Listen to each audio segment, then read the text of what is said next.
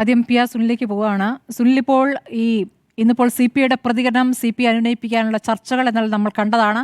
പക്ഷേ ഏറ്റവും ഒടുവിൽ പ്രകാശ് ബാബുവിന്റെ പ്രതികരണം അടക്കം കാണുമ്പോൾ നയത്തിൽ ഉറച്ചു നിൽക്കുന്നു എന്നാണോ മനസ്സിലാക്കേണ്ടത്? അങ്ങനെയാണെങ്കിൽ എങ്ങനെയാണ് മുന്നോട്ടുള്ള കാര്യങ്ങൾ? തീർച്ചയായും CPI എന്താണോ ഈ വിഷയത്തിൽ എടുത്തിട്ടുള്ള നിലപാട്, ആ നിലപാടിൽ തന്നെ ഉറച്ചു നിൽക്കുകയാണ്. ഒരു ഇഞ്ച് പോലും വിട്ടുവീഴ്ചയ്ക്ക് CPI തയ്യാറായിട്ടില്ല. ഇന്ന് വിദ്യാഭ്യാസ വകുപ്പ് മന്ത്രി വി ശിവൻകുട്ടി CPI സംസ്ഥാന സെക്രട്ടറി ബിനോയ് വിശ്വവുമായി കൂടിക്കാഴ്ച നടത്തിയിരുന്നു.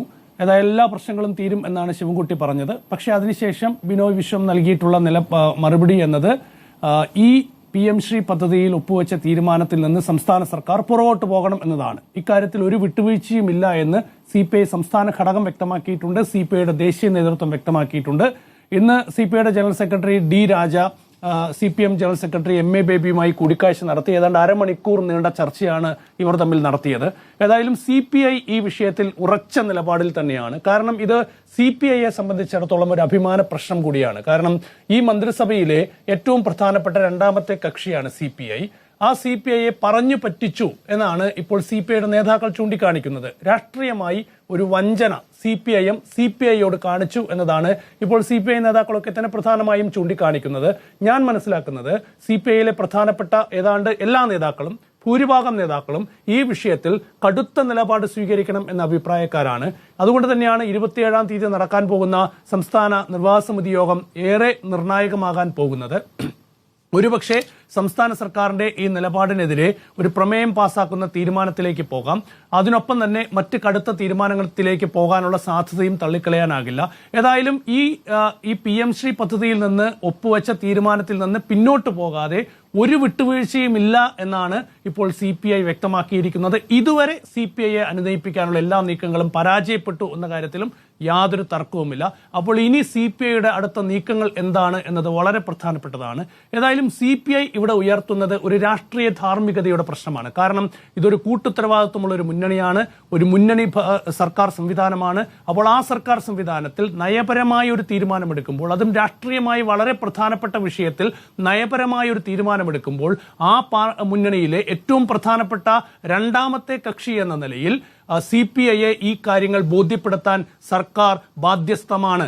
അങ്ങനെ എന്തെങ്കിലും ഒരു നീക്കം സർക്കാരിന്റെ ഭാഗത്ത് നിന്ന് ഉണ്ടായില്ല. മാത്രമല്ല LDFൽ ഈ വിഷയം ചർച്ച ചെയ്ത് തീരുമാനിക്കും എന്ന് പല ആവർത്തി സർക്കാർ CPIയെ അറിയിച്ചു. പക്ഷേ LDF യോഗം വിളിച്ചില്ല. LDFൽ അങ്ങനെ ഒരു തീരുമാനമെടുത്തില്ല. രഹസ്യമായി ഇങ്ങനെയൊരു ധാരണാപത്രം ഒപ്പുവയ്ക്കുന്ന ഒരു തീരുമാനത്തിലേക്ക് സർക്കാർ പോയി. അതാണ് CPI ചോദ്യം ചെയ്യുന്നത്. അതുകൊണ്ട് ഇതൊരു നിസ്സാര വിഷയമല്ല CPIയെ സംബന്ധിച്ചിടത്തോളം. കാരണം CPMന്റെ ഒരു കീഴിൽ നിൽക്കുന്ന CPIM പറയുന്നത് മാത്രം കേട്ട് മുന്നോട്ട് പോകുന്ന ഒരു രാഷ്ട്രീയ പാർട്ടിയായി ഇനി മുന്നോട്ട് പോകാൻ കഴിയില്ല എന്നാണ് ഇന്ന് ഞാൻ സംസാരിച്ചപ്പോൾ പല CPIയുടെ പ്രധാനപ്പെട്ട നേതാക്കളൊക്കെ തന്നെ ചൂണ്ടിക്കാണിച്ചത്. നോക്കൂ, നേരത്തെ CPIയുടെ പല നേതാക്കളും നടത്തുന്ന വിമർശനം CPM ജനറൽ സെക്രട്ടറി MA ബേബിയുടെ കഴിവില്ലായ്മയാണ് ഇപ്പോൾ പുറത്തു വരുന്നത് എന്ന രീതിയിലൊക്കെ CPI പ്രതികരിക്കുന്ന ഒരു സാഹചര്യത്തിലേക്ക് കാര്യങ്ങൾ എത്തുകയാണ്. എത്രത്തോളം ഗുരുതരമാണ് രാഷ്ട്രീയമായി ഒരു തെരഞ്ഞെടുപ്പിലേക്ക് സംസ്ഥാനം പോകുന്ന ഒരു സാഹചര്യത്തിൽ എന്നതാണ് ഏറ്റവും പ്രധാനപ്പെട്ട വിഷയം. കഴിഞ്ഞ CPIMന്റെ ആയാലും CPIയുടെ ആയാലും പാർട്ടി കോൺഗ്രസിൽ അവതരിപ്പിച്ചിട്ടുള്ള രാഷ്ട്രീയ റിപ്പോർട്ടിൽ, രാഷ്ട്രീയ പൊളിറ്റിക്കൽ റെസൊല്യൂഷനിൽ വളരെ കൃത്യമായി തന്നെ എന്തൊക്കെ കാരണങ്ങൾ കൊണ്ട് ദേശീയ വിദ്യാഭ്യാസ നയത്തെ എതിർക്കണം എന്നത് കൃത്യമായി തന്നെ പറയുന്നുണ്ട്.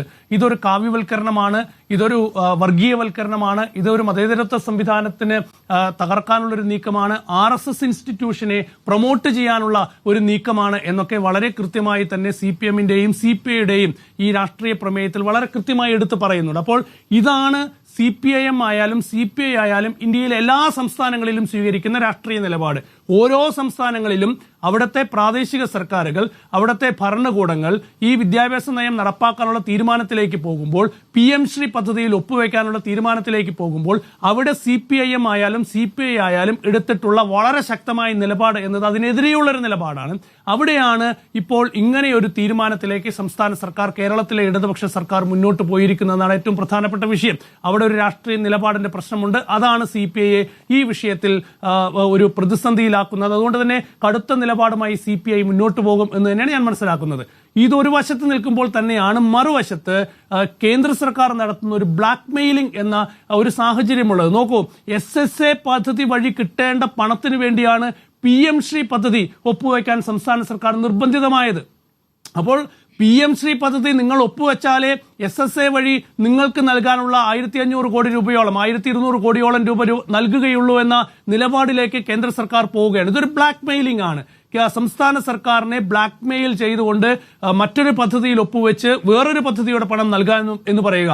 SSA അധ്യാപകർക്കൊക്കെ തന്നെ ശമ്പളം നൽകേണ്ട ഒരു സാഹചര്യമുണ്ട്. അവിടെ കുട്ടികൾക്ക് യൂണിഫോം, അതുപോലെ തന്നെ ഉച്ചഭക്ഷണം, ഇതൊക്കെ നൽകേണ്ട ഒരു ഗുരുതരമായ സാഹചര്യമുണ്ട്. പണം വേണം. അപ്പോൾ സംസ്ഥാന സർക്കാരിനെ സംബന്ധിച്ചിടത്തോളം ആ ഒരു നിലയിൽ നോക്കുമ്പോൾ സർക്കാരിനും ഈ ഒരു തീരുമാനവുമായി മുന്നോട്ട് പോകേണ്ട ഒരു നിർബന്ധിത സാഹചര്യം ഉണ്ടാവുകയാണ്. അതാണ് ശിവൻകുട്ടി ഇന്ന് വിശദീകരിക്കാനൊക്കെ തന്നെ ശ്രമിച്ചത്. അപ്പോൾ സംസ്ഥാന സർക്കാരുകളൊക്കെ നേരിടുന്ന ഇത്തരത്തിൽ നിരവധി പ്രശ്നങ്ങളുണ്ട്. അതിന് എത്രത്തോളം രാഷ്ട്രീയമായി പൊരുതി മുന്നോട്ട് പോകാനാകും എന്നത് വളരെ പ്രധാനപ്പെട്ട ഒരു ചോദ്യമാണ്. നമുക്ക് നേരത്തെ GST നടപ്പാക്കാനുള്ള തീരുമാനമെടുത്തു.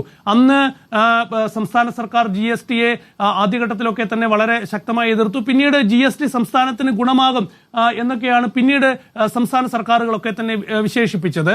പക്ഷേ ഇപ്പോൾ GST നടപ്പാക്കുന്ന രീതിയെയും GSTയിൽ കൊണ്ടുവരുന്ന മാറ്റങ്ങളെയും ഒക്കെ തന്നെ വളരെ ശക്തമായി കേരളത്തിലെ ഇടതുപക്ഷ സർക്കാർ എതിർക്കുന്ന ഒരു സ്ഥിതിയൊക്കെ തന്നെയാണ്. അപ്പോൾ പല കേന്ദ്ര പദ്ധതികളും പിന്നീട് അങ്ങോട്ട് മുന്നോട്ട് പോകുമ്പോൾ അത് നടപ്പാക്കാൻ കഴിയാത്ത ഒരു സാഹചര്യം സംസ്ഥാന സർക്കാരുകൾക്ക് ഉണ്ടാകുന്നുണ്ട്.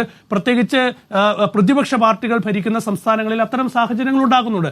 ഇപ്പോൾ ദേശീയ വിദ്യാഭ്യാസ നയം ഒരു കാരണവശാലും കേരളത്തിൽ നടപ്പാക്കില്ല, അതിന്റെ ഒരു നീക്കവും കേരളത്തിൽ നടക്കില്ല എന്ന് ഇപ്പോൾ PM ശ്രീ പദ്ധതിയിൽ ഒപ്പുവെച്ചുകൊണ്ട് സംസ്ഥാന സർക്കാർ വിശദീകരിക്കുന്നുണ്ട്, സംസ്ഥാന വിദ്യാഭ്യാസ മന്ത്രി വ്യക്തമാക്കുന്നുണ്ട്. പക്ഷേ ഞാൻ മനസ്സിലാക്കുന്നത് ഈ ദേശീയ വിദ്യാഭ്യാസ നയത്തിന്റെ ഭാഗമായുള്ള പല ഘടകങ്ങളും ഇതിനകം തന്നെ പല മേഖലകളിലും നടപ്പാക്കി തുടങ്ങി എന്നുള്ളതാണ്. പക്ഷേ ഇതിൽ ഏറ്റവും പ്രധാനപ്പെട്ട വിഷയം നമ്മൾ നടപ്പാക്കില്ല എന്ന് ഇപ്പോൾ പറഞ്ഞാൽ പോലും ഭാവിയിൽ അത് നടപ്പാക്കേണ്ട സാഹചര്യത്തിലേക്ക് കാര്യങ്ങൾ എത്തും.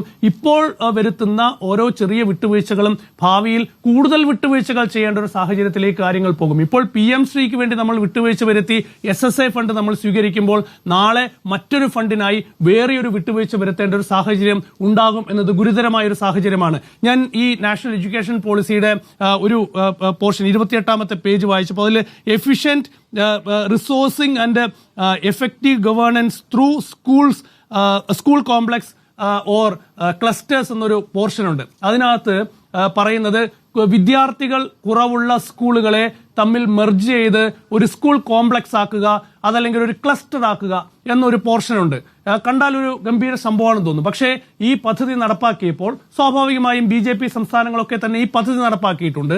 ഈ പദ്ധതി നടപ്പാക്കിയതോട് കൂടിയിട്ട് കഴിഞ്ഞ 2 വർഷത്തിനുള്ളിൽ ഉത്തർപ്രദേശിൽ മാത്രം അടച്ചുപൂട്ടിയ സ്കൂളുകളുടെ എണ്ണം 89,000 ക്ഷമിക്കണം, രാജ്യത്താകെ 89,000 സ്കൂളുകൾ അടച്ചുപൂട്ടി. അതിലേറ്റവും അധികം സ്കൂൾ ഉത്തർപ്രദേശിലാണ്, 20,000 സ്കൂളുകൾ. മധ്യപ്രദേശിൽ അടച്ചുപൂട്ടിയ സ്കൂളുകളുടെ എണ്ണം 13,000.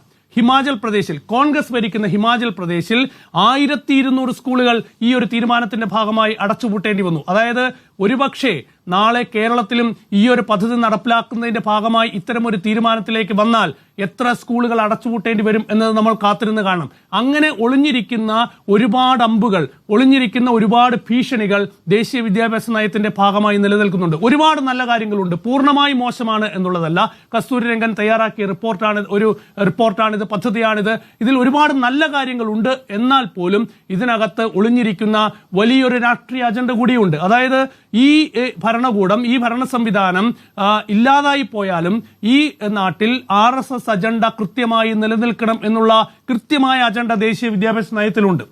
അതുകൊണ്ട് തന്നെ അതിന്റെ ചുവട് പിടിച്ചു വരുന്ന എല്ലാ പദ്ധതികളും സംസ്ഥാനങ്ങൾക്കുള്ള ഓരോ ട്രാപ്പായിരിക്കും എന്നുള്ള കാര്യത്തിൽ ഒരു സംശയവും വേണ്ട. അതുകൊണ്ട് PM ശ്രീ പദ്ധതിയും 2 വർഷം കഴിഞ്ഞാൽ ഈ PM ശ്രീ പദ്ധതിയുടെ കാലാവധി അവസാനിപ്പിക്കും.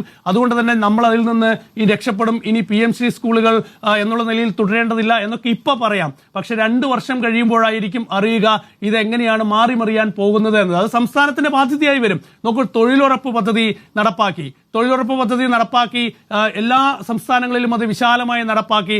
അതിനുശേഷം കഴിഞ്ഞ 2 വർഷത്തെ ബജറ്റ് പരിശോധിച്ചാൽ അറിയാം, തൊഴിലുറപ്പ് പദ്ധതിയുടെ തുക വെട്ടിക്കുറയ്ക്കുകയാണ് കേന്ദ്ര സർക്കാർ.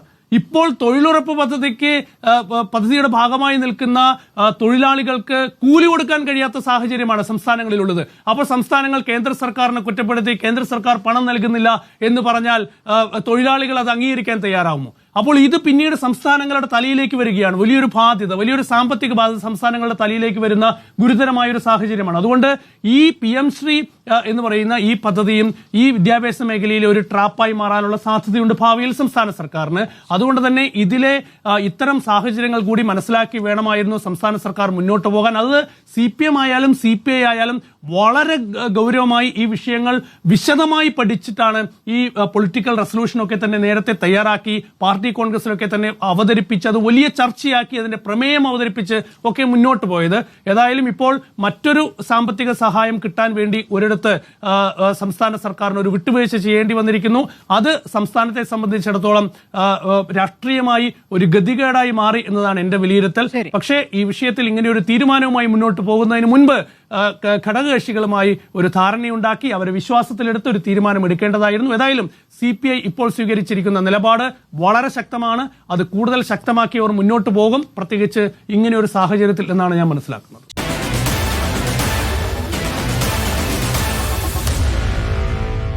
Meet the editors.